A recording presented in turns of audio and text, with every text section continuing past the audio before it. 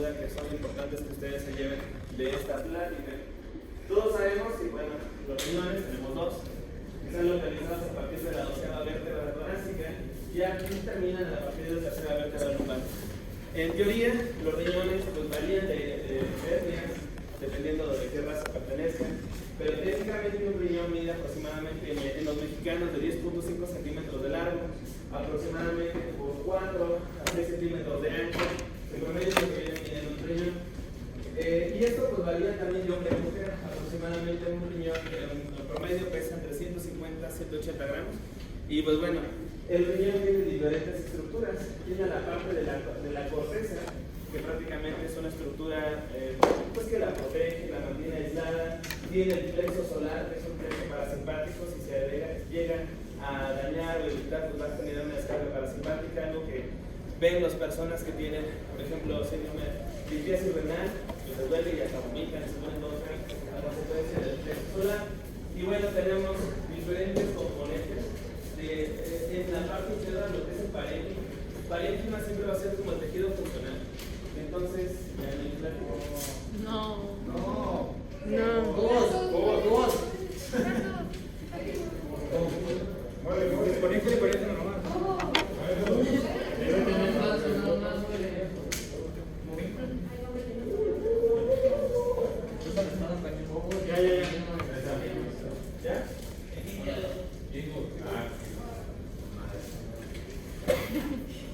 Bueno, como les comentaba, pues el parénquima renal es la parte funcional.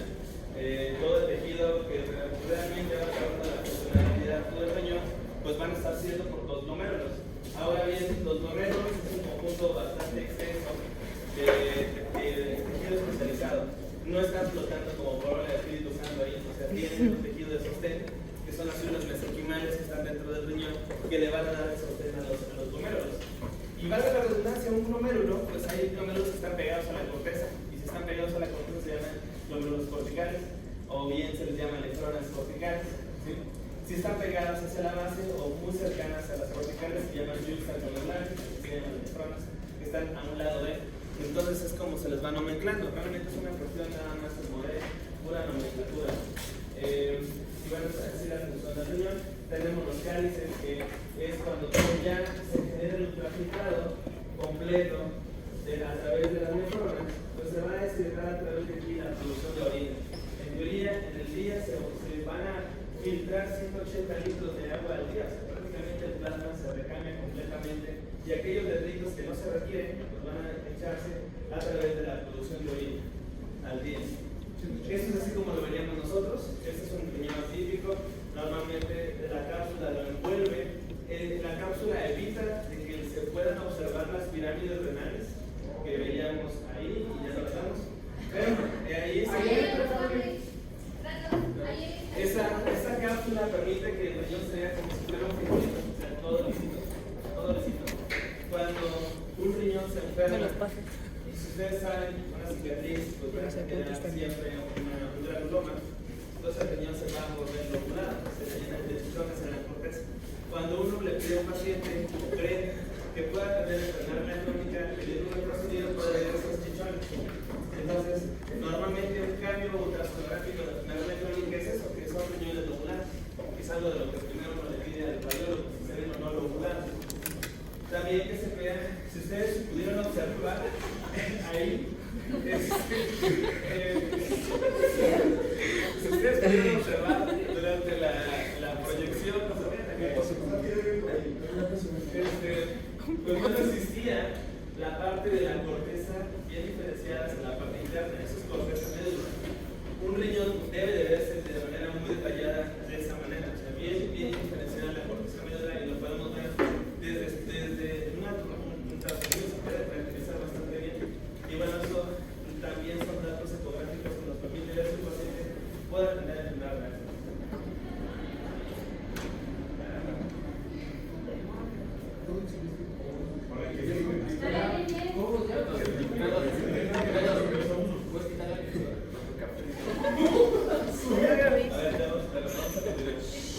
Entonces estos son las pirámides que normalmente veríamos. La corteza, aquí se encuentra una gran cantidad de nefronas. Claramente si un riñón se empieza a deteriorar, y va a formarse granulomas y que se va a ver así lobulado completamente. Si yo viera un paciente con esta naturaleza de ultrasonido, podríamos ya decir que el paciente tiene cambios de enfermedad renal. Claro que eso es morfológico. Claro que también tendría que ser riñones pequeños. Entonces, riñones pequeños, riñones con morfología lobular, donde no se observe la corteza médula, entonces podríamos decir que tiene cambios de enfermedad renal, ya sean por ultrasonografía. Más adelante voy a describir cómo serían los cambios funcionales, cómo uno puede darse cuenta si el paciente tiene una enfermedad renal. Esto es lo que vemos con un riñón. Esta sería una imagen, simplemente para esquematizar. Esto que vemos aquí es el glomérulo, y eso pertenece a una nefrona. La nefrona siempre tiene esta parte de aquí, es el glomérulo donde entra donde tiene dos polos muy importantes. Si ustedes se dan cuenta, aquí tiene estas pequeñas rojitas, es una manguera. Esas son arterias. Es la arteria que entra y la arteria que sale. En otras palabras, la arteria la que entra y la que sale. Por lo tanto, si es el polo donde entran los vasos sanguíneos, se llama polo vascular. ¿Sí? Y aquí es un solamente puros endotelios, son puras arteriolas que carecen de músculo liso.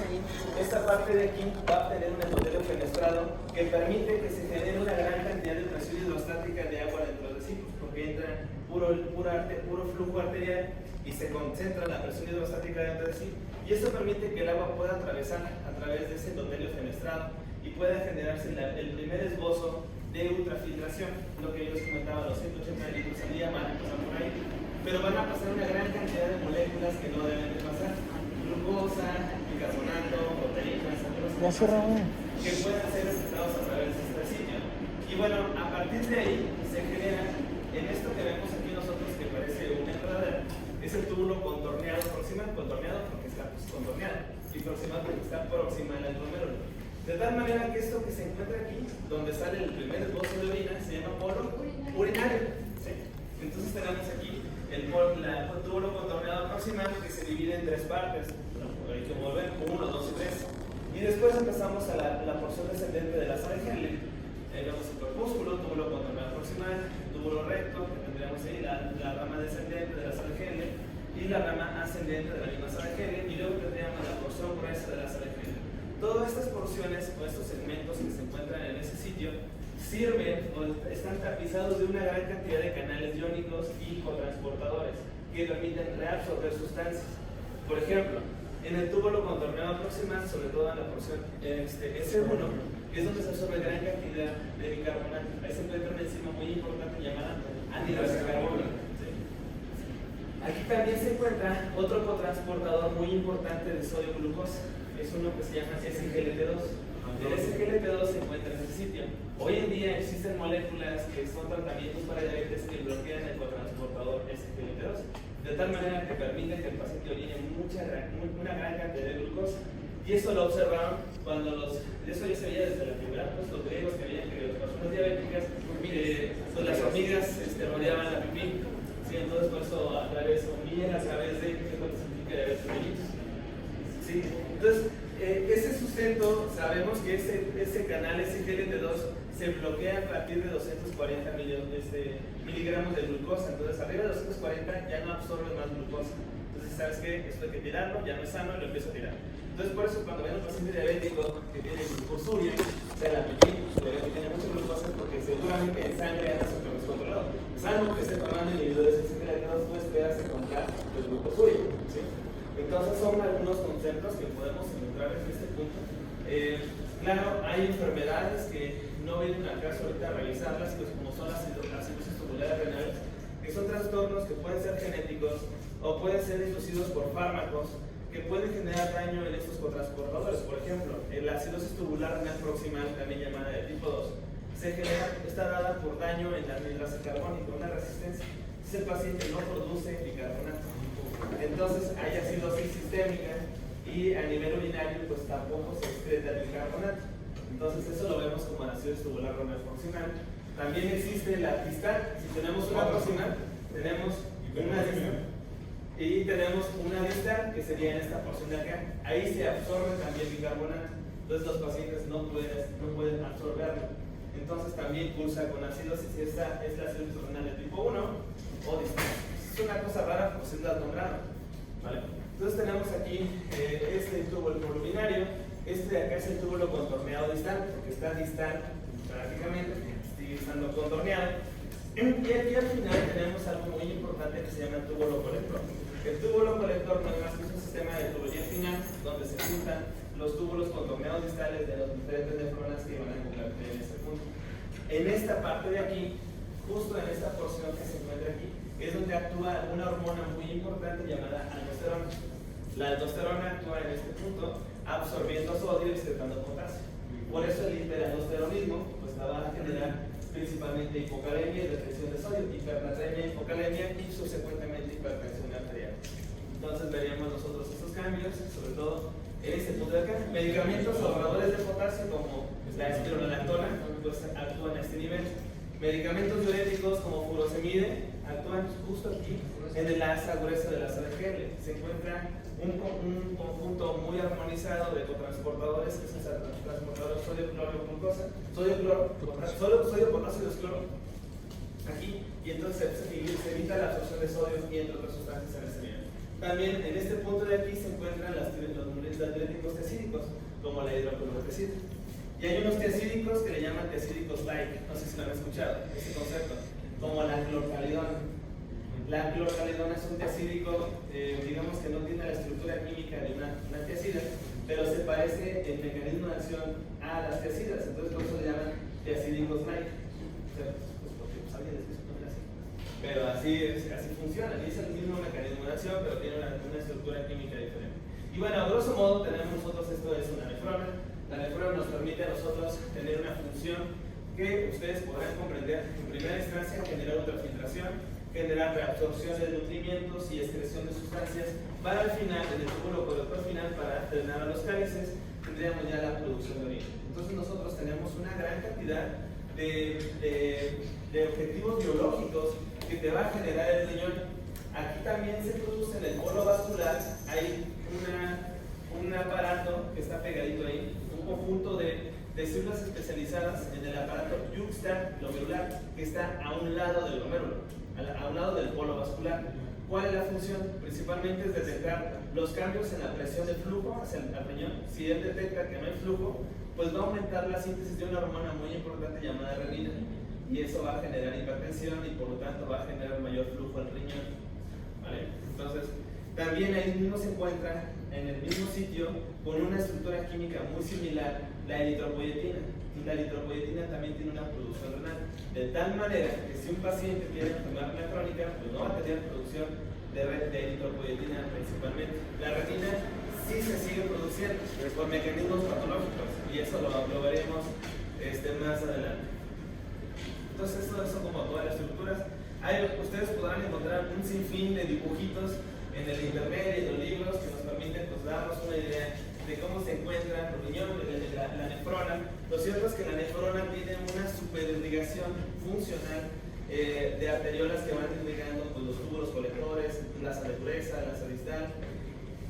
Y esta parte de aquí es la que muchas veces se puede llegar a afectar por conceptos, por ejemplo, medicamentos tóxicos que generan necrosis tubular aguda.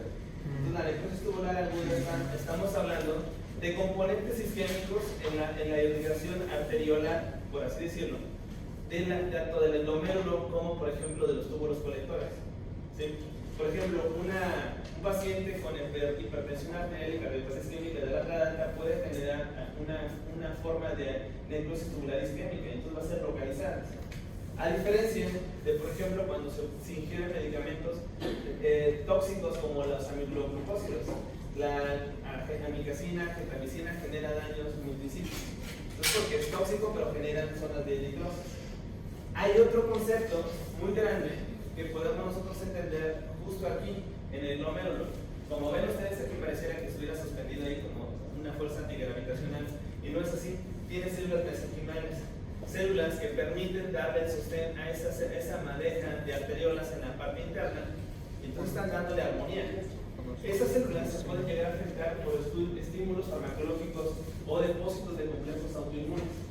Y esto es lo que se le conoce como nefritis tubulointersticial. De tal manera que la nefritis tubulointersticial es una afección del tejido existente mesenquimal, y la necrosis tubular aguda es un componente de afección y de irrigación tanto del microtúbulo como de todos los demás conceptos de microtúbulos. Eso lo vamos a ir detallando. Es muy importante que ustedes lo puedan llegar a comprender. Entonces, la lesión renal aguda es un síndrome clínico. Se debe de entender así porque ustedes van a comprender muchas definiciones, pero es un síndrome porque prácticamente cualquier cosa te puede generar lesión renal aguda. Y cuando te encuentras a una lesión renal aguda, pues tienes que preguntarte por qué la tiene, en qué etapa está, realmente será una enfermedad renal aguda o estamos teniendo un traslape, enfermedad renal crónica, enfermedad renal aguda, entonces no sabes exactamente qué. Y cuando uno lo piensa así de esa manera, pues te quedas así como, bueno, es como le hago. Pero entonces vamos a aprender cómo poder sospechar si el paciente realmente está en la forma agudizada o tiene una enfermedad renal crónica. ¿Qué es lo que nosotros denotamos principalmente? Un cambio brusco, y ese cambio brusco pues, va a ser retención de líquidos, va a ser inhibición en la producción de bicarbonato, la bifidobacteriana acidosis, va a ser inhibición en el aclaramiento del potasio, que es bacteria hipercalemia, ¿sí? Va a impactar en menor producción o aclaramiento de BUN o nitrógeno, por lo tanto va a generar uremia, y eso puede generar, sobre todo si es un cambio muy abrupto, que penetra el sistema nervioso central, y como ustedes saben, la fórmula de la osmolaridad plasmática incluye BUN, y ese cambio osmolar puede generar edema cerebral y por lo tanto cambios, un síndrome confusional agudo, que nosotros le llamamos elocuentemente síndrome urémico, ¿sí? O encefalopatía urémica. ¿Sí? Entonces tenemos nosotros cambios hidroelectrolíticos, ácido-base, alteraciones en el flujo urinario y evidentemente retención de cuerpos nitrogenados, que también se le conoce como azuados. Lo pueden ustedes encontrar así. Realmente yo no sé por qué se les llama así, porque también en algún momento busqué qué se les ocurrió, pero no encontré una literatura que me dijera por qué, solamente se llaman así. Entonces, la lesión renal aguda, cuando la vemos, o vemos un paciente de 20 años que llega con una creatinina de 4, cuando sabemos que el límite en seres humanos es 1.2 y no más de eso, entonces tenemos que preguntar realmente si es una verdadera lesión renal aguda, y cuando decimos que sí la tiene, tenemos que ver si es un componente llamado prerrenal, o bien intrínseco, o sea, renal, o bien después de los riñones, quiere decir que sea algo obstructivo. Entonces, esta es la primera pregunta que nosotros podemos empezar a hacernos. Y cuando pensamos en un componente prerrenal, quiere decir que hay algo que no está generando flujo sanguíneo al riñón. Entonces, eso puede ser porque hay un volumen circundante efectivo disminuido realmente, lo cual lo podemos encontrar en pacientes con sangrado, choque hipovolémico, exactamente, pacientes que tengan cetoacidosis diabética, que hay deshidratación intravascular, un estado hiperosmolar. Entonces, que es un volumen sanguíneo, volumen circulante efectivo absoluto completamente disminuido. Prácticamente todos los estados de choque hipovolémico, cetoacidosis y estado hiperosmolar. Por otro lado, tenemos los volúmenes circundantes efectivos relativamente disminuidos. Quiere decir esto, ¿qué es eso de relativo? O sea, la sangre sí está, pero está mal distribuida. Y de esto tantos entenderíamos nosotros todos los demás conceptos como choque cardiogénico, choques obstructivos como tamponada cardíaco, la tromboembolia pulmonar, o el choque distributivo, que esto sabemos que es un gran grupo o subgrupo como el del choque anafiláctico, choque neurogénico, choque espinal y el más conocido, choque séptico. Entonces, de esta manera podríamos tener disminución del flujo sanguíneo renal, y entonces el riñón empieza evidentemente a generar alteraciones en la necrosis y por lo tanto una lesión renal de etiología perrenal. Ahora hay causas intrínsecas. Las causas intrínsecas quiere decir que es algo que está atacando a la nefrona, que está atacando al glomérulo, y ya sea a través de nefritis tubular intersticial o de necrosis tubular aguda inducida por medicamentos. Y entonces tendríamos nosotros que las glomerulopatías, como la nefritis tubular intersticial, que vamos a hablar más adelante, que puede ser por depósito de anticuerpos, que puede ser infeccioso o inducido por toxinas o farmacológicos, como incluso el omeprazol. Se sabe que el omeprazol, tomándose por más de 6 meses, induce nefritis tubular intersticial. ¿Sí? Que no quería, o sea, y eso los viejitos lo utilizan como si fuera cualquier cosa, ¿no? Sus vitaminas, pero no, está mal eso. La necrosis tubular aguda es el otro concepto que puede ser inducida por isquemia, como se los comenté, o puede ser inducido realmente por toxinas o por medicamentos, que es lo más frecuente. De esto tenemos toxinas endógenas, que pueden ser pues, la mioglobina, puede ser por ruptura, un paciente que tenga rhabdomiólisis, por un golpe de calor, principalmente, o que puede ser por aplastamiento, síndrome de isquemia de reperfusión, las bilirrubinas, personas que tengan una colestasis hepática y esto eleva las bilirrubinas arriba de 20, seguramente ya va a generar daño por pigmentos a nivel renal.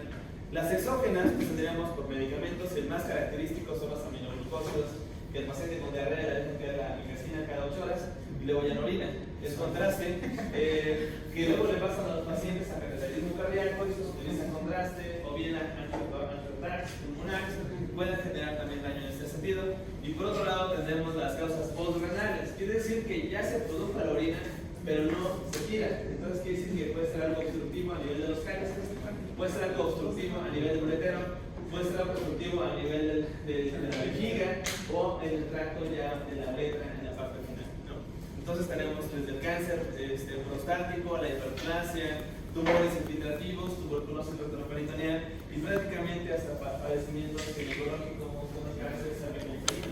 Entonces, creo que con esto es importante que abran ustedes el abanico de las posibilidades. Entonces, como yo les preguntaba siempre, o les mencioné, lo primero es saber si realmente tiene lesión renal aguda, si es deterioro agudo o crónico. Eso a veces nosotros lo podemos inferir en una persona, al menos lo puedes ver por la edad. Si es una persona joven, seguro será lesión renal aguda. Tendrás un nivel de certeza en un 80% de que lo sea. Y también cuando eres un viejito de 70 años, seguramente si no te cuentas, seguro ya es enfermedad crónica, pues por la edad. Pero a veces eso nos lleva también a hacer suposiciones falsas, porque a veces un paciente joven puede tener una glomerulopatía de nacimiento, hipoplasia renal y entonces tendrá enfermedad crónica. ¿Sí? O bien que tenga una glomerulitis rápidamente progresiva porque le dio el lupus o porque le dio una glomerulitis postestreptóxica y entonces tenga una infección.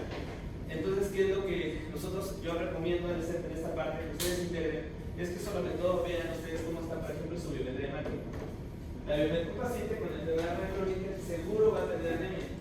¿Sí? Un paciente que está con un componente agudo seguro tendrá hemoglobina de 18, de 14, 16.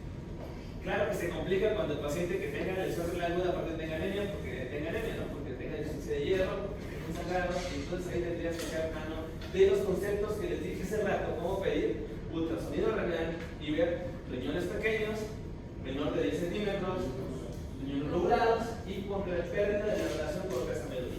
Sí se va entendiendo esto, porque es muy importante esos conceptos generales que les puse al inicio. Entonces, con eso te vas dando una idea. La parte funcional es ver qué tanto se deteriora la función. Para esto existen una gran cantidad de escalas y al final son redundantes entre sí. La escala más conocida es la escala de Rifle, que es la escala de un italiano que se llama Claudio Ronco, que es líder en este tipo de lesión renal. Es una mnemotecnia en inglés, que el R es de riesgo, I es de injury o daño, la F es de falla, la L es de lesión estable y la E es de estadio final.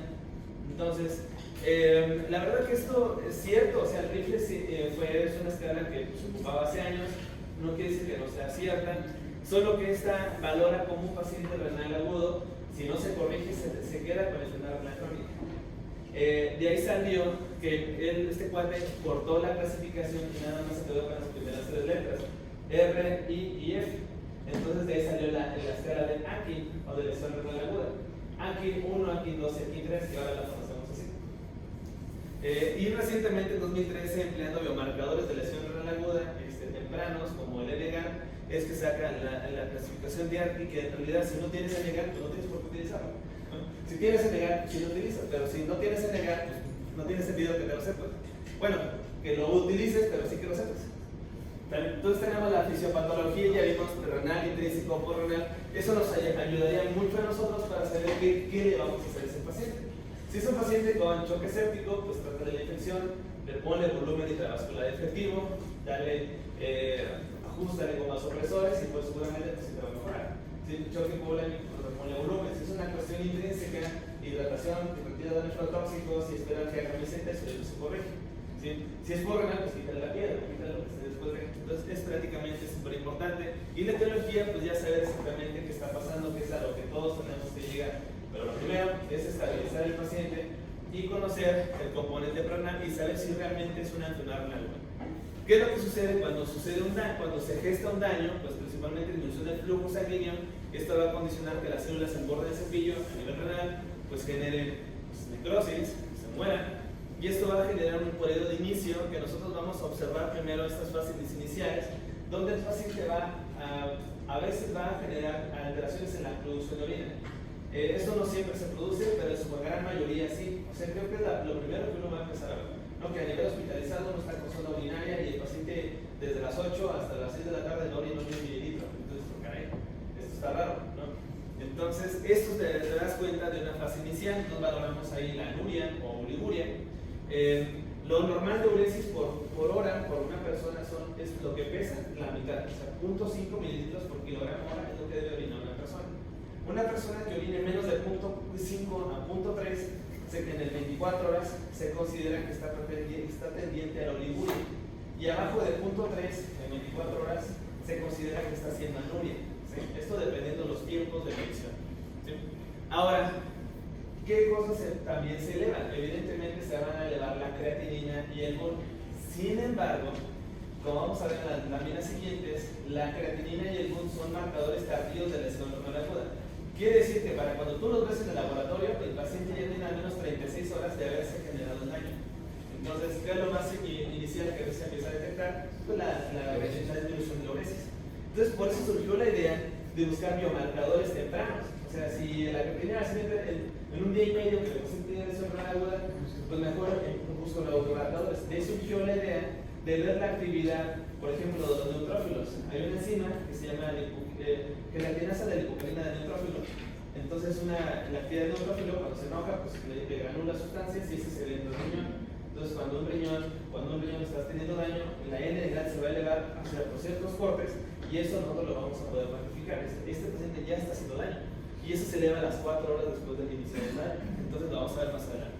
Entonces, cuando se genera el daño, nosotros vemos meseta, que lo vemos en 72 horas como máximo, es decir, llega un paciente con una basal tenía 0.7 y pues vemos que al otro día está en 1.5, luego al tercer día en 2.4, luego lo ve, le quitan todos los nefrotóxicos, principalmente quitarle los aires, todos los aires van para afuera, los IECAS, todos los IECAS, estoy hablando de la captopril, todos se terminan en PRIL, y los ARA2 todos se terminan en tarzán, o sea, los sartán, todos se quitan, ¿sí? Y al retirar los nefrotóxicos y al reponer volumen intravascular efectivo, tú ya estás haciendo el 70% del tratamiento. Eso es lo más importante, ¿vale? Y ya ahí cuando tú ves que el paciente ya no sigue elevando la creatinina, o sea, se quedó en 3.1, al otro día en 3.2, 3.1, entonces dices, está haciendo meseta. ¿Cuánto tiempo dura esa meseta? En promedio son 2 a 3 días. Ese es el tiempo como que uno ve que dura la meseta.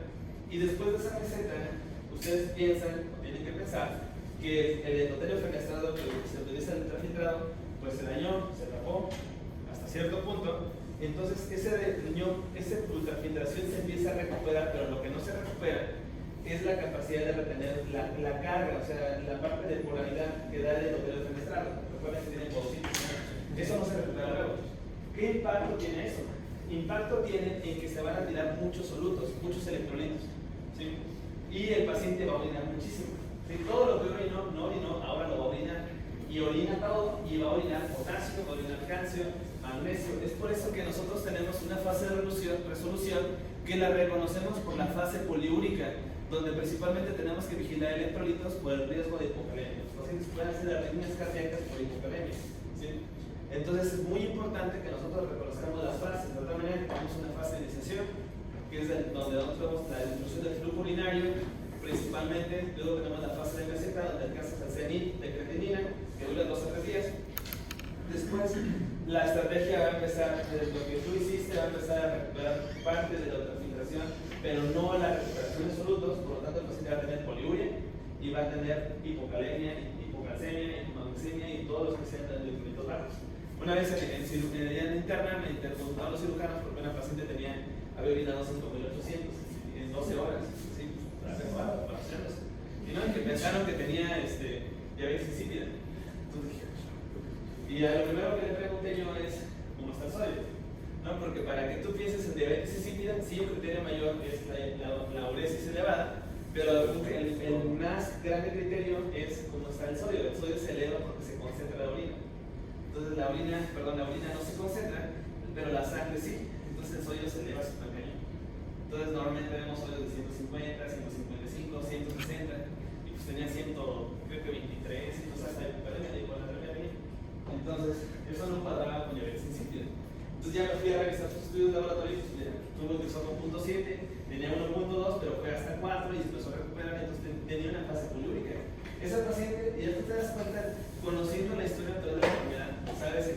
empezó, en qué momento llegó su meseta y cómo solita por obra del Espíritu Santo empezó a recuperar si salió de eso. Entonces, estaban preparados por la poliuria. Entonces, claro que es correcto, porque ahí lo que tenemos que cuidar es la parte derecha también, ¿vale? Entonces, es importante que lo mezclemos. Esto es lo que yo les comentaba de Claudio Rocco, que este es un italiano. Este es el Risk Injury Failure. Tenemos nosotros principalmente la dilución de veces. Aquí pues ustedes pueden denotar que es menor de 0.5 en 6 horas, luego 0.5 en 12 y luego en 24 horas. 6, 12, 24. Punto, ¿no? ¿Qué tanto se eleva la creatinina? La creatinina al menos se tiene que elevar 0.3 miligramos sobre la basal.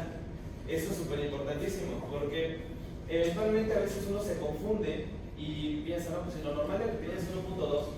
Pero este cuate siempre ha manejado 0.5 o 0.6 y ahorita llega contigo que no orinó mucho, pero trae 1.1, entonces pues, está bien, ¿no? O sea, su basal es 0.6, si se elevó a 0.9 ya este paciente, o 1, este paciente ya tiene lesión renal, ¿sí? Porque ese siempre es su basal. Puede haber variación de datos y ustedes tienen que compaginarlo claramente con la producción de decis, cómo está el potasio, cómo está la gasometría para poder integrarlo de manera definitiva. Entonces, principalmente, más de 0.3 o que se eleve al menos más del 25% de la basal, que se eleve en un 50% la basal, o bien que se duplique o triplique la creatinina. Eso lo deja mucho más claro la clasificación de ACI, y esa es la que voy a poner. Eso es lo que les dije de LOS, que es pérdida de la función, la cual se ve más de 4 semanas, y si esa no se corrige, pues los riñones se hacen chiquitos, se atrofian, se alobulan, entonces tienes una enfermedad crónica que es esto, enfermedad renal crónica, ¿vale?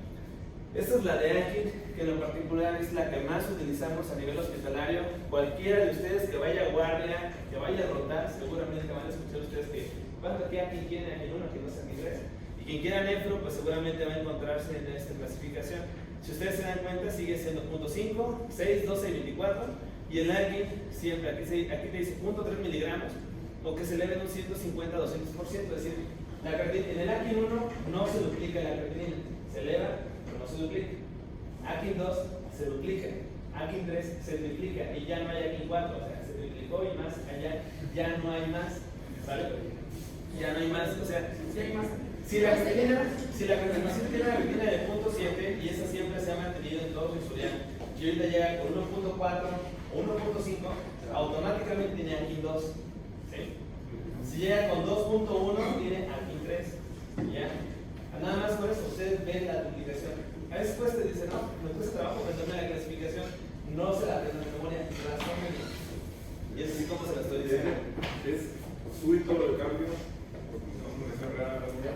¿Cómo voy a tener la base? Porque muchos pacientes tienen antecedentes de laboratorio. Sí, muchas personas, por ejemplo, algunos que eventualmente, no, ¿por qué hiciste laboratorio? Porque tenía dinero, porque quise hacerme laboratorio. Hay personas que me han tocado mucho, no, pues léame mis estudios. ¿Por qué? Pues porque ¿qué hice? Pues se los quito. Entonces, muchas personas tienen estudios así ya porque se los hicieron. ¿Sí? Claramente, si no tienes, eso no tienes que echarle ciencia. ¿Sí? Tienes que echarle ciencia, tienes que integrar. A ver si estás abajo en la estación sanitaria y fue un día de discusión militar, super cañón, y los infantes se vieron por ejemplo de allá afuera, y llega contigo un infante a las 6 de la tarde, esté todo deshidratado, y llega y tú le tomas creatinina en 1.7, seguramente tiene lesión aguda, parece. Seguramente. Entonces tú tienes que compaginar, y pensarías tú, tal vez se deshidrató, tenga ¿cómo se llama? Golpe de calor, y está haciendo ratomiolis a consecuencia de esto, tendrías que medir el hemoglobina y otros conceptos. Entonces, obviamente la hidratación para la entrada, ¿no? Pero este es el ACI 3, el ACI 3. Después de esto es súper interesante, y yo en lo particular esto lo empleo muchísimo para abordar los casos donde no sé si es un componente agudo o crónico. Hay algo que le llamamos nosotros relación BUN-creatinina, esto que está aquí arriba. Y no es más que tomar el BUN que viene en la química sanguínea y lo divides entre la creatinina, así, tal cual división. Si sale más de 20, te apoya que tienes una región prerenal. Si tienes entre 10 y 20, tienes un componente intrínseco. Si tienes abajo de 10, es postrenal. O sea, piensas que tiene tapado ahí algo. Y después de esto, hay que compaginar con estos gradientes de excreción de sodio y excreción de urea o nitrógeno. Y esto nosotros lo utilizamos con nuestro FEUREA o FEBUN, como también lo pueden encontrar ustedes en el sistema, en el Google, o el FENA, que no es más que una ecuación donde divide urea en orina entre urea plasmática y después divide entre la creatinina en orina y creatinina plasmática y nos multiplica al final ese cociente por 100 para tener un porcentaje. Eso nos lleva a que tenemos que pedir al paciente creatinina en orina y creatinina en sangre, sodio en orina y sodio en sangre. ¿Sí? Entonces con eso nosotros podemos obtener este cociente y multiplicarlo por 100, y si te sale más del 50%, tanto para FEBUN y un FENA arriba de 2 te sugiere que tiene necrosis tubular aguda. Abajo de 1 te dice que el paciente tiene un componente pre-renal. ¿Vale? Quiere decir que el paciente se deshidrató, o que tiene ya sea un volumen circundante efectivo absoluto disminuido o un volumen circundante relativo disminuido. Y ustedes pensarían, ¿tiene componente de choque séptico? Pues por acá. Tiene componente de se deshidrató, tiene ni mismo infante que te dije ahorita, tendrías que esperar un FENA abajo de 35, un FENA abajo de 1 y un FEURE abajo de 35, una relación con creatinina arriba de 20. Entonces, eso a ti te apoyaría para decir que el paciente se deshidrató y este fue una disminución de volumen intravascular efectivo. ¿Real? Sí. Entonces, esa es muy buena pregunta la que me acabas de hacer, porque cuando tenemos pacientes que están utilizando diuréticos de ASA o que están utilizando diuréticos acídicos, evidentemente su excreción urinaria de sodio va a estar alterada. Entonces, un paciente que llega con insuficiencia cardíaca, que está tomando furosemide, y tú le quieres sacar el FENA, va a estar sesgado tu estudio, porque ese paciente ya tiene inhibidor a un medicamento que está tirando sodio. Entonces, a ese paciente no le vas a pedir FENA. ¿Por qué? Pues porque va a estar alterado. Pero el que no se altera es el FEBUN. Ya esas son como cuestiones más finas que ustedes van a ver cuando hagan especialidad, creo que hagan especialidad. Pero ustedes ya pueden estar imaginándose cuestiones de esta naturaleza. ¿Vale? Entonces, lo siguiente es que ustedes comprendan que es la creatinina. La creatinina es un marcador metabolito final de excreción que proviene principalmente de la unión de arginina con glicina a nivel hepático, y esto pues nos da la famosa creatina. La creatina es un componente muscular que nos permite generar energía de primer inicio, de primera intención. ¿Vale? Entonces, cuando esa se consume, la creatinina pues se excreta por el riñón. Un muy poco porcentaje se va a poder perder en sangre, pero la mayor parte se tira. Por eso es que no debemos encontrar niveles altos en sangre. Si los encontramos, quiere decir que hay problemas. ¿Vale? Porque casi un 95%, 96% se está tirando por el riñón. Tú no debes encontrar los estables, que son los que les he mencionado. Ahora, hay cuestiones que pueden estar elevadas. Vean ustedes, la vida media de la creatinina va de 4 hasta 24 horas, inclusive hasta 72 horas. Entonces, por eso es que los cambios van a ser muy tardados. ¿Sí? Entonces, si un paciente tiene disminución de una lesión renal aguda, podrá elevarse hasta 36 horas después de haberse empezado el daño. Entonces, eso es un problema. Ahora, hay muchos escenarios que pueden generar falsas elevaciones de la creatinina. Hay medicamentos, estados de obesidad, o incluso pacientes que están tomando, por ejemplo, inhibidores de medicamentos como por ejemplo la cimetidina, que es un TH2 gástrico, y esto puede generar elevación. Lo mismo para el trimetoxazol, flumetoxazol, que a veces eso lo puede elevar. Claramente, para estados de inflamación crónica, pacientes con ingestas de, por ejemplo, proteínas elevadas, personas que van al gym, que están tomando acá sus botes, pues evidentemente van a tener la creatinina.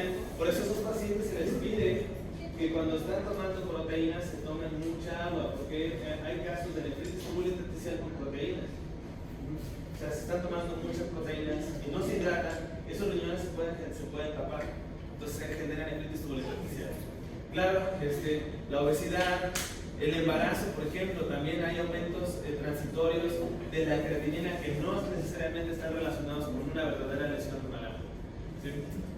Hay medicamentos más que pueden sobrecarga de líquidos, entre otras. Claro que pues, ustedes tendrían que estar validando esto, como les digo, se los voy a dejar para que ustedes lo repasen con más detalle.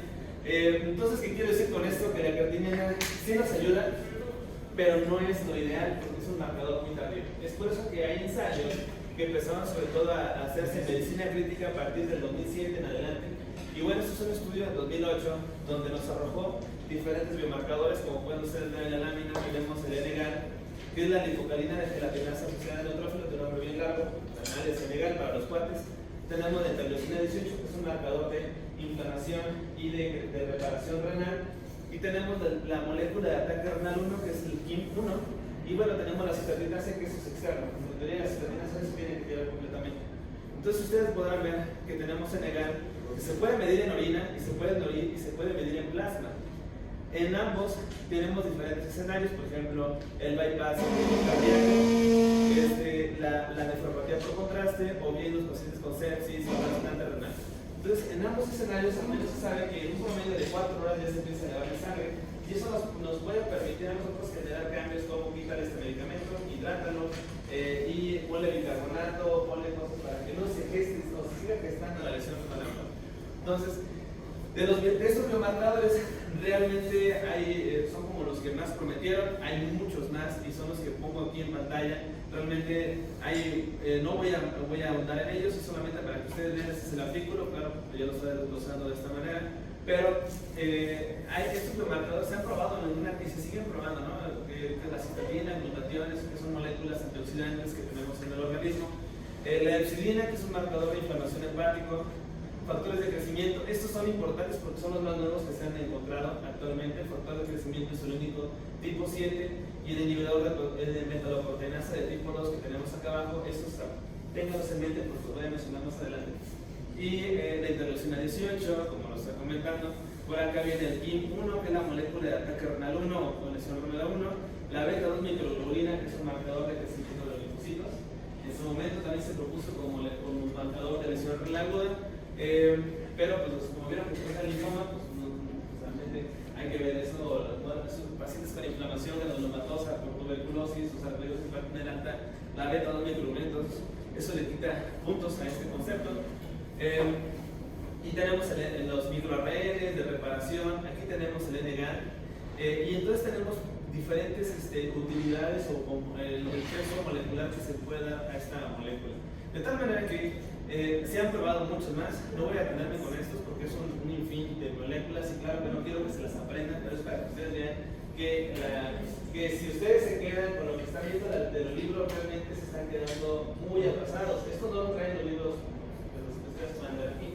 Son artículos donde podemos ver los diferentes biomarcadores de daño renal y realmente de los sitios donde más peyorativamente se pueden atribuir esos daños. Y claro, cada uno tiene diferentes riesgos relativos, están ya a través de ensayos clínicos, que como les comento nada más para que ustedes lo vean. Esto es la parte donde yo les mencionaba que Claudio Ronco sacó su clasificación en 2013, que es la de ARKI, y ARKI simplemente toma el concepto, la molécula de NGAN. Entonces, esto partiendo de algo, la analogía, de ahí surgió un concepto bastante interesante que le llaman la angina renal o ataque renal. Le llaman, lo pueden ustedes encontrar así en la literatura, debido a que este cuate se imaginó que se puede pensar algo así como cuando hacen la angina cardíaca, que el paciente que tiene angina pues tiene dolor, pero no tiene elevación de biomarcadores de daño, pero si tiene dolor, claramente hay daño. En el riñón, en el caso sería la analogía en que no hay elevación de creatinina, pero hay elevación de NGAN. Entonces, eso le llaman como el ataque renal o angina renal. Hay que entenderlo de esta manera, ¿vale?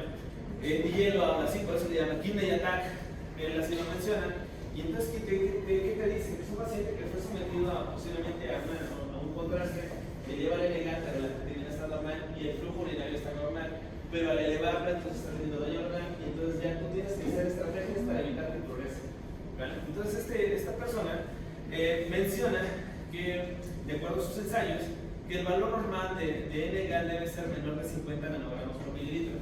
Si está un paciente abajo de 150, pues prácticamente no tiene ataque renal. Pero si tiene más de 150, entonces se considera que el paciente sí tiene ataque renal y tenemos la obligación de iniciar tratamiento para evitar que siga progresando. Los pironefotáxicos, hidrátalo, se pueden utilizar medidas de alcalinización urinaria, porque, por ejemplo, el bicarbonato en altas concentraciones evita que las purinas se depositen y se generen grandes cantidades de campinas y ácido úrico a nivel renal, y esto previene el daño y previene la acidificación que aumenta la inflamación y estrés oxidativo del material. Entonces, son estrategias que empleamos para evitar mayor progresión del daño, pero son estrategias en agudo, no se dejan todo el tiempo, porque también la alcalinidad también genera daño a nivel sistémico. Entonces, si se dan cuenta, a partir de esto ya es el ARKI. pero que es donde lleva la creatinina, pero esta parte es donde él hace hincapié en que tenemos que hacer estrategias de prevención de que se siga gestando el cáncer, ¿vale? Esto es lo que yo les comentaba, que lo tuvieron bien en mente. En 2015 en adelante surgieron nuevos biomarcadores. Esto se llama biomarcadores de arresto celular, quiere decir que hay algo que impide la mitosis y la reparación del DNA en las células. Y estos son el inhibidor de metaloproteinasa de tipo 2 para los cuales el TIM2 y el factor de crecimiento similar a insulina, que es un factor de regeneración. Entonces, esto se está viendo que se llevan casi en el momento del daño. Claro que hay ensayos, hace falta ensayos clínicos formales para poderlo validar. Si ya hubiera ensayos clínicos muy grandes, seguramente Claudio Roque ya hubiera sacado su clasificación 2021 de qué utiliza esto. Pero ya lo tenemos. Entonces, seguramente próximamente va a estar, pero es importante que ustedes lo vean. Entonces, de tal manera que ustedes pueden comprender que tenemos biomarcadores tardíos, que serían la creatinina y el flujo sanguíneo. Biomarcadores tempranos serían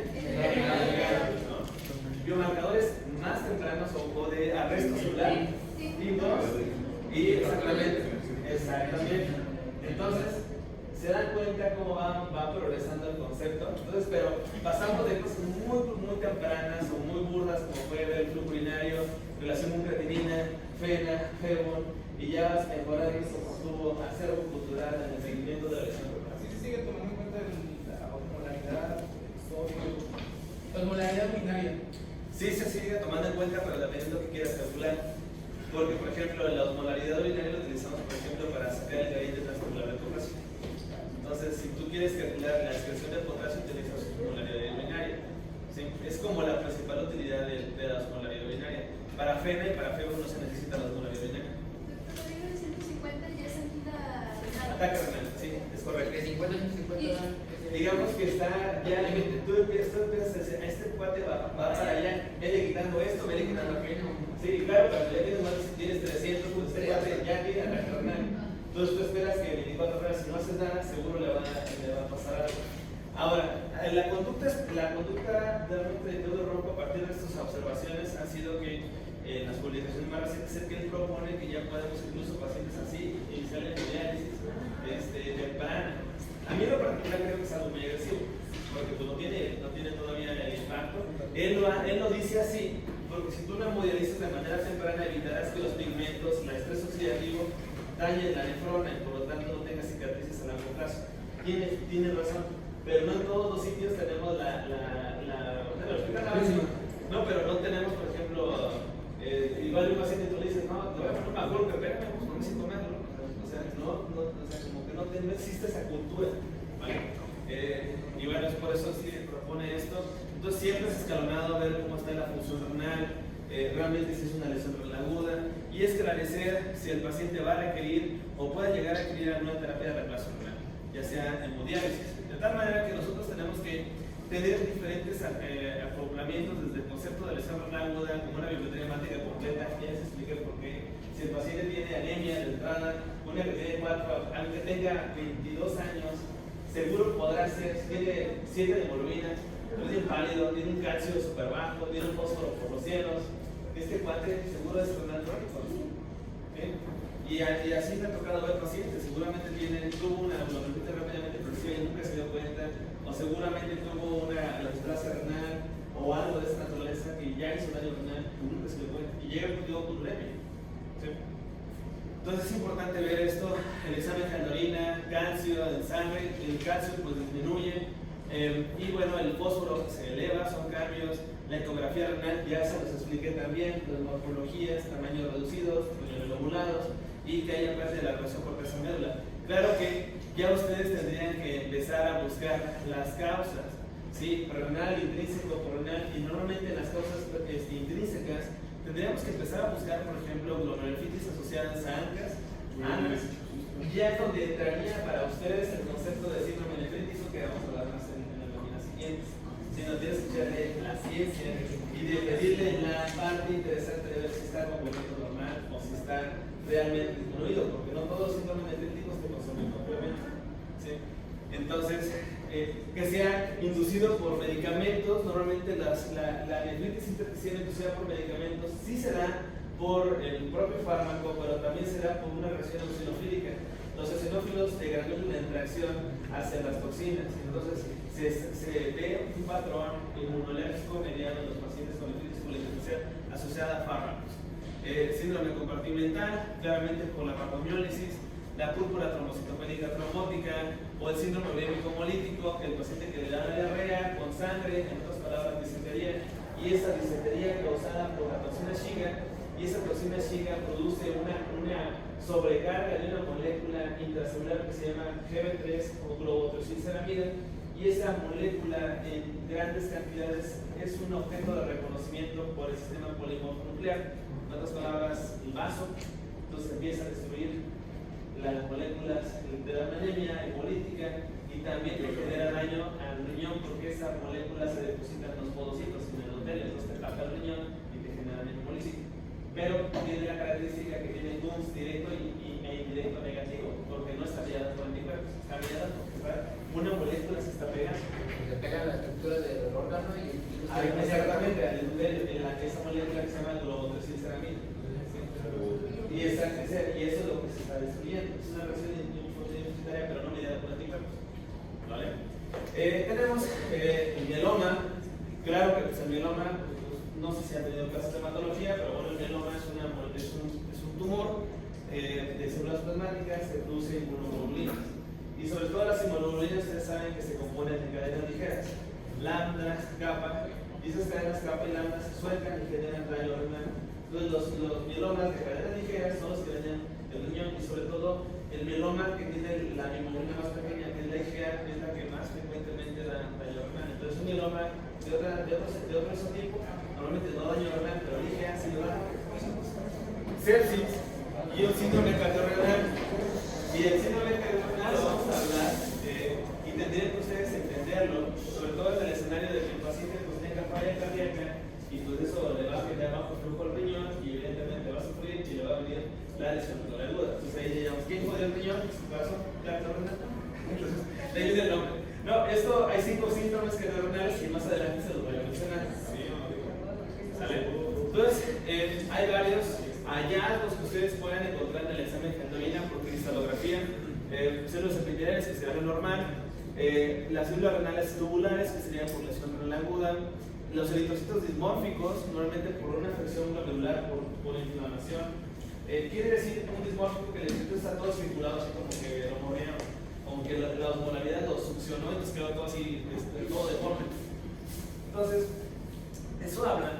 Los dismórficos, por ejemplo, o estos que están aquí abajo, o no dismórficos, que esto sobre todo es una nefritis que está generando, incrementa la presión intracelular y va a jalar los eritrocitos y los vasos los deja todos secos. Entonces, estos son los eritrocitos dismórficos, son los más frecuentemente encontrados.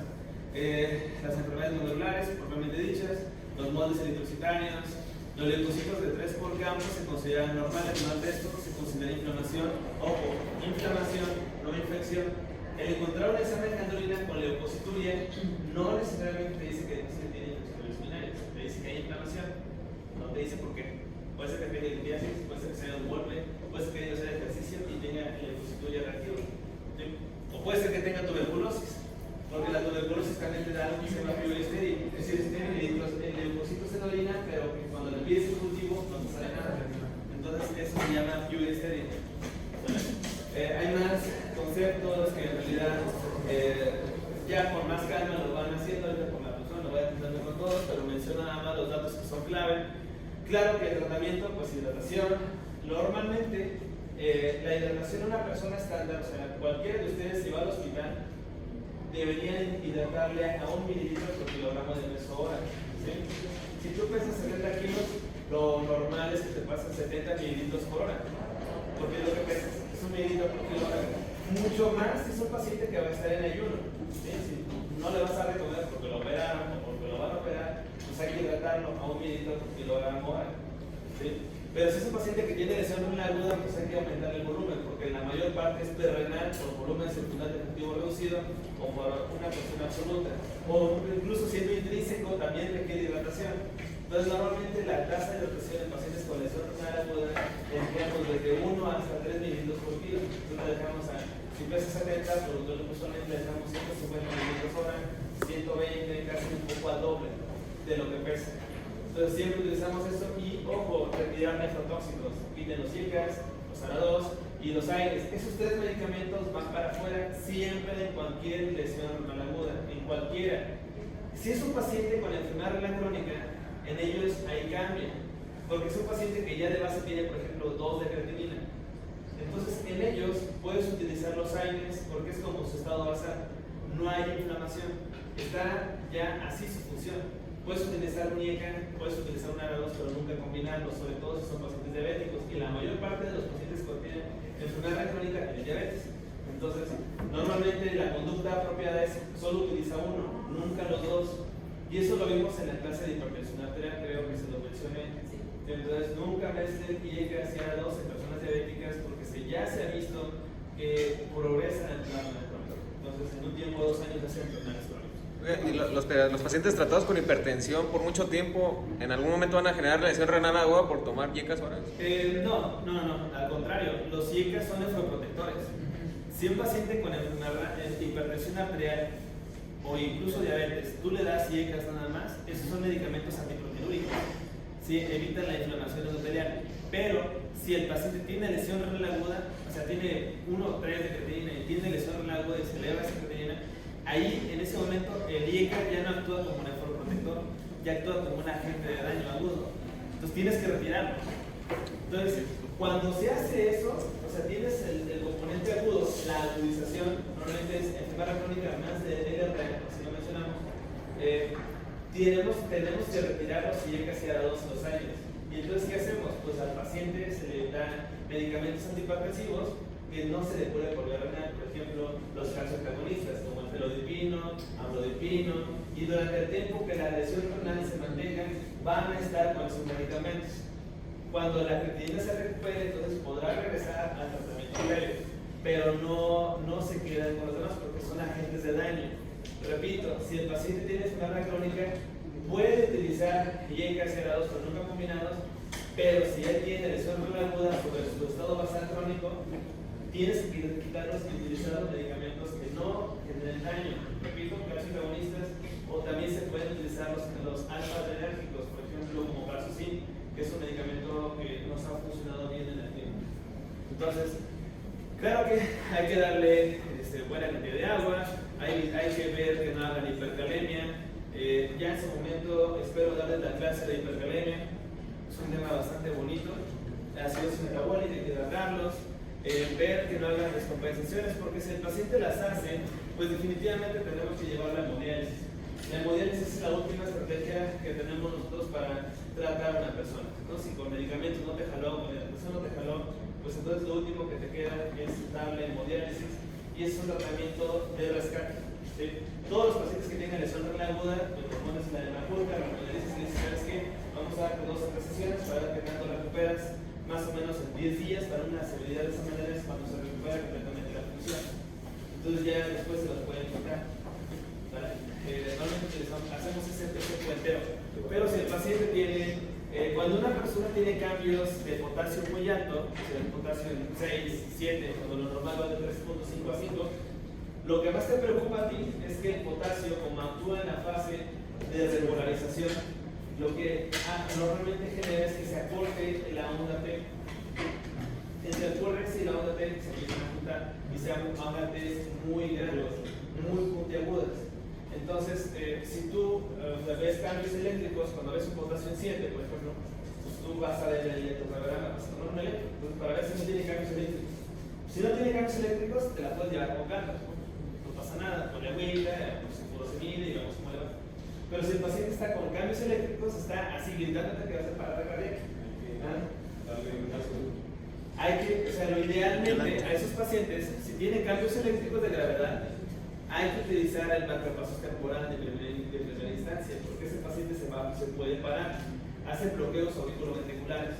Y de siguiente punto es llevar a ese paciente a hemodiálisis para bajar ese potasio que está en grandes cantidades de sangre, que está en riesgo de su vida.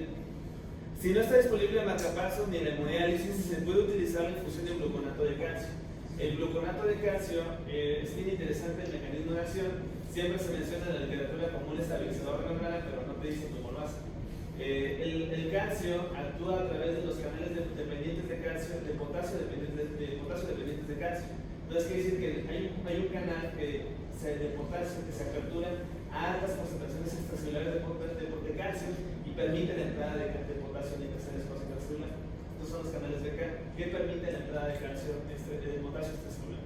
Entonces, si tú mantienes un equivalente por kilogramo hora de calcio elemental, eso lo tenemos en gluconato de calcio. El gluconato de calcio es medio gramo, pero un gramo trae solamente 92 equivalentes de calcio elemental. O sea, de esos 1000 miligramos, trae nada más 92 miligramos. Entonces es un chorrísimo, le falta mucho para llegar a ese calcio elemental. ¿Sí? Y el medicamento solamente dura 15 minutos de acción o de duración en sangre. Entonces por eso nosotros utilizamos la infusión. Preparamos normalmente 11 ámpulas, multiplica 92 por 11, te va a dar como 1 gramo de calcio elemental, que lo vas a diluir tú en una solución, pues como se te acomode. Puede ser desde 250 o de 1000. Si tienes a 1000, pues va a quedar 1 a 1. Si lo utilizas en 250, va a decir que por cada mililitro tendrás 4 equivalentes de calcio elemental. Entonces, ¿eso te sirve a ti, por ejemplo, si es un paciente que viene con sobrecarga de líquidos, que viene todo desmatizado y tiene cambios eléctricos por potasio?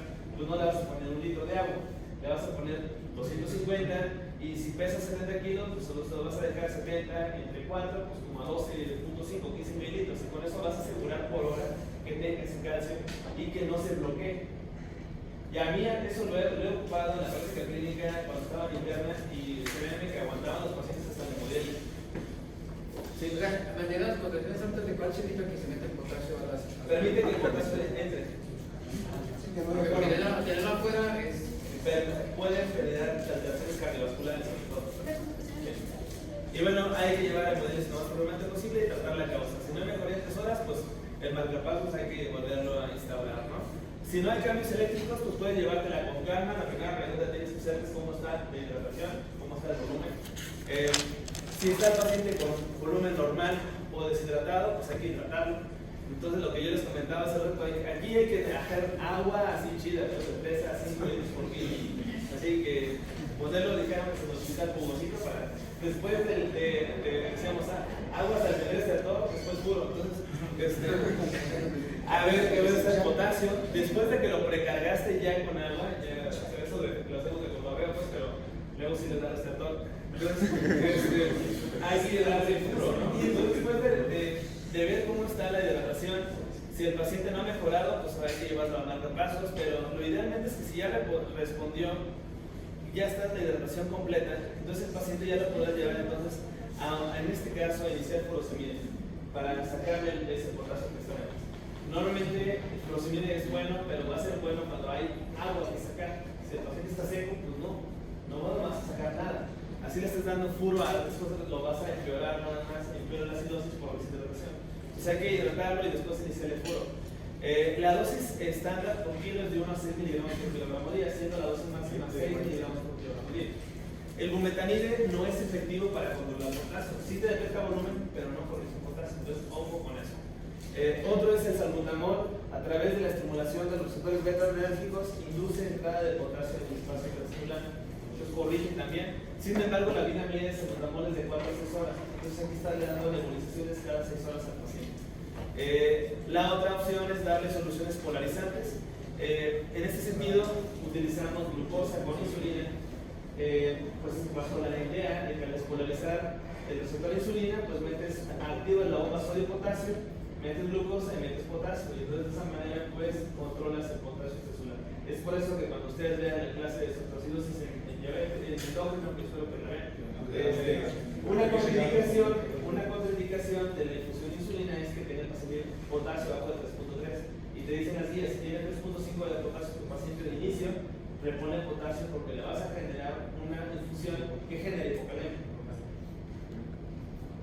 Entonces, la vida media de la insulina de acción rápida es de 6 horas máximo, por lo tanto se puede repetir la administración de una solución polarizante. Y por último, puede utilizar también el bicarbonato. El bicarbonato pues ya es como una estrategia de última línea. No lo recomendamos tanto porque genera muchos cambios osmóticos, puede hacer acidosis metabólica paradójica, así empeorarla. entre otras cosas. Entonces, normalmente el bicarbonato va hasta el final. Y siempre lo dejamos cuando ya no respondió todo lo demás, y ya toda la demás chamanería no jala, entonces ya empezamos a hacer cosas. ¿Cómo? ¿Cuánto tiempo se dejaría? El bicarbonato normalmente lo empleamos, hay una fórmula que es para el déficit de bicarbonato. Normalmente aquí lo estamos haciendo empíricamente. O sea, puede ser que el potasio de la persona no tenga acidosis, pero se le estaríamos dando cada 4, cada 6 horas, dependiendo de la responsabilidad. Si tu paciente sí tiene déficit de bicarbonato, entonces hay que sacar la fórmula, y esa fórmula nos permite saber el déficit total. Y claro que eso es como la reducción de potasio, hay que estarle tomando esas medidas para ver que no le pasa tampoco. Entonces, luego hablaremos específicamente de ese concepto, pero las ámpulas, el frasco viene de 44.5, de 50 mililitros. Normalmente con un frasco de 44.5 se lo puedes poner cada 4, cada 3 horas al paciente, incluso en infusión constante. Y pues después, o sea, el chiste es que el paciente sobreviva. Pero si no sobrevive a todas estas medidas heroicas, pues el paciente se lleva hemodiálisis. Entonces, por eso les dije hace rato, o sea, si el paciente está de plano muy mal, la hemodiálisis será el paso inicial. Si tienes opción de darle respuesta a tratamiento farmacológico, ese es el algoritmo de manejo farmacológico. ¿Sí? Y si no te respondió a manejo farmacológico, entonces es hemodiálisis. Por eso te lleva al siguiente punto. ¿Cuáles son los criterios de hemodiálisis en agudo? Hipercalemia que no responde a tratamiento médico. Acidosis metabólica que no te responde a tratamiento médico. ¿Sí? Sobrecarga de líquidos que no te responde a tratamiento médico. Furosemide, bumetanide. ¿Sí? Encefalopatía urémica que no te responde. Siempre va a decir que no te responde a tratamiento médico. Eso es lo nuevo. Anteriormente no, una arriba de 100. Espérame, hay gente que llegan con 180 y no tienen ningún síntoma. Entonces hay que tener muy claro esto. Entonces esto es las terapias de reemplazo renal.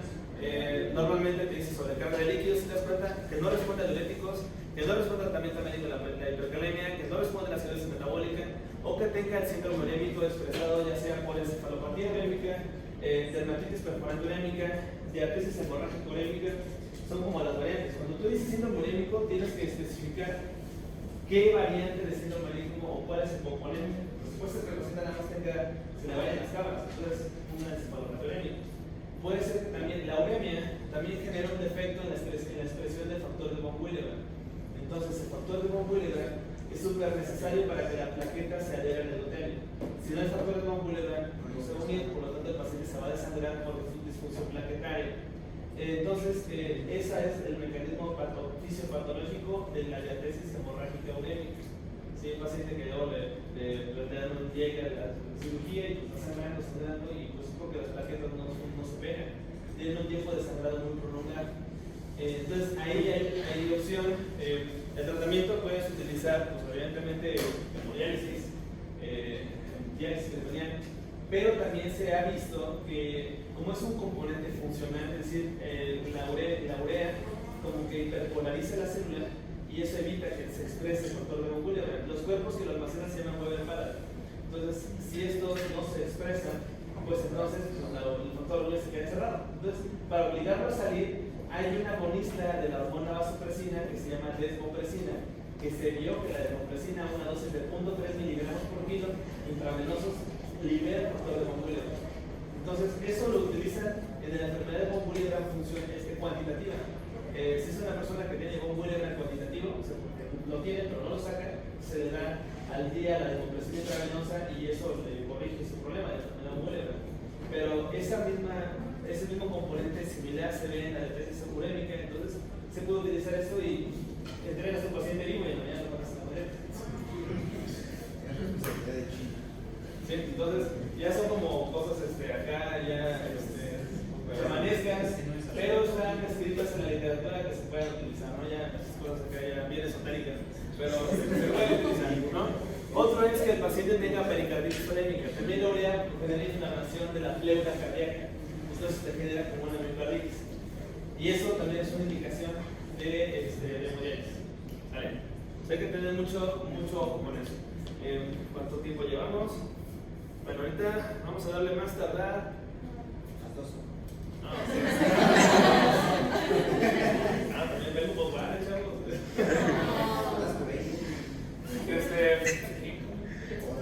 Espero que me estén entendiendo.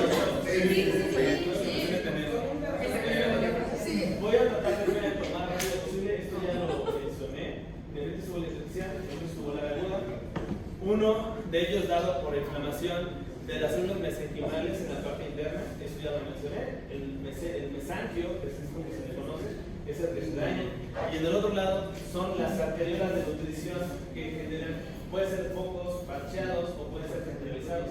Normalmente el parcheado es el que vemos nosotros por tóxicos, el que vemos localizado es el isquémico. Entonces, estos son los que vamos a ver. La LPA normalmente puede ser obstrucciones, vómitos graves, puede ser incluso interpuestas entre sí, pero que van a generar un diverso grado de presentación entre ellas.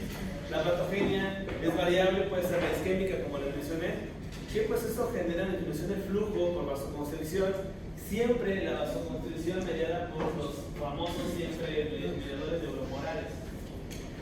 Aumenten.